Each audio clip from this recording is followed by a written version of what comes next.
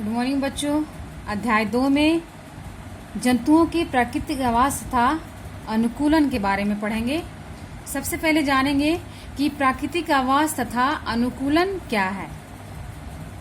तो प्रत्येक प्रजाति की अपनी पर्यावरण के आधार पर अलग अलग विशेषताएं होती हैं। जंतु भूमि पर, चट्टानों पर, जल में यानी कि लगभग दुनिया के हर कोने में सभी स्थानों में पाए जाते हैं। पृथ्वी के ऊपर और नीचे, ध्रुवीय क्षेत्र से लेकर रेगिस्तान तक पाए जाते हैं। यानी कि जंतु का आस पड़ोस जहाँ वे रहते हैं, वृद्धि करते हैं, उनका प्राकृतिक आवास कहलाता है। उदाहरण के लिए शेर का प्राकृतिक आवास गुफा होता है। उसी प्रकार ऊंट का प्राकृतिक आवास मरुस्थल है। आगे है अनुकूलन।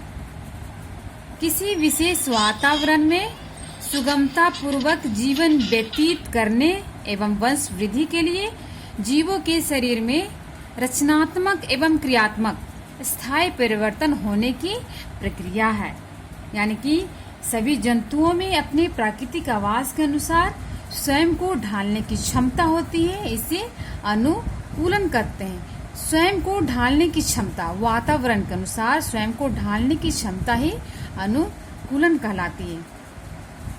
आगे है जंतुओं के भिन्न जंतुओं के शरीर के भिन्न भिन्न आवरणों के बारे में। शारीरिक आवरण में पहला है शल्क। तो सांप, मगरमच्छ, छिपकली आदि की त्वचा शल्कों से ढकी होती है।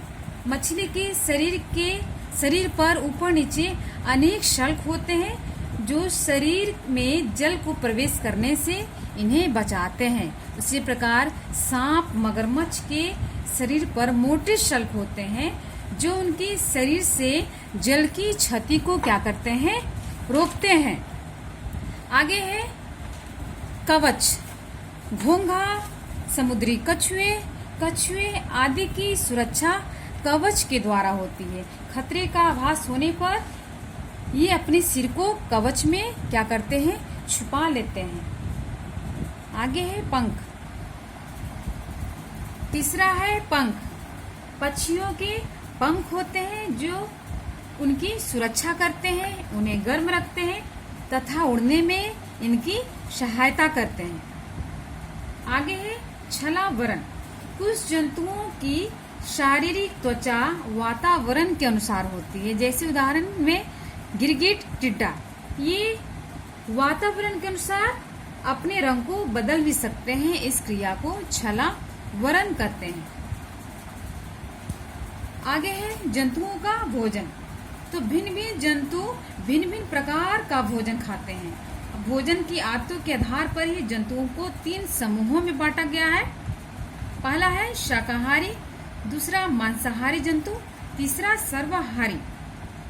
तो कुछ जंतु केवल पादप और उनके उत्पाद खाते हैं। यानी कि पौधे खाने वाले जंतु, पौधों पर निर्भर रहने वाले जंतु शाकाहारी जंतु कहलाते हैं। उदाहरण में गाय, भैंस, भेड़, बकरी, हाथी, घोड़ा, हिरन इत्यादि ये जंतु शाकाहारी कहलाते हैं। दूसरा है मांसाहारी।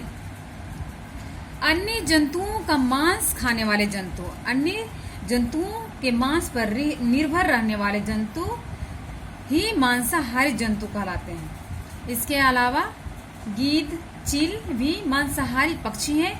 ये हमारे पर्यावरण को साफ रखते हैं, स्वच्छ बनाए रखते हैं, इसलिए इन्हें सफाई कर्मचारी भी कहा जाता है। आगे है सर्वाहारी जंतु। कुछ जंतु पौधे के उत्पाद, दूसरे जंतुओं का मांस खाते हैं। यानी कि पौधे तथा मांस दोनों खाने वाले जंतु ही सर्वाहारी जंतु कहलाते हैं। उदाहरण में हो गया कौवा, मनुष्य, भालू, कुत्ता, बंदर, तिलचट्टा इत्यादि। तो बच्चों, आज हम लोग जंतुओं के प्राकृतिक आवास तथा अनुकूलन, शारीरिक आवरण, जंतुओं का भोजन इत्यादि के बारे में पूर्ण जानकारी प्राप्त किए। और आगे इस पोस्ट में जंतुओं से संबंधित कुछ महत्वपूर्ण प्रश्न एवं उत्तर दिए गए हैं जो कि विज्ञान की परीक्षा में पूछे जा चुके हैं। वो इस प्रकार हैं। तो आप इन्हें ध्यानपूर्वक पढ़ें और याद रखें, थैंक यू।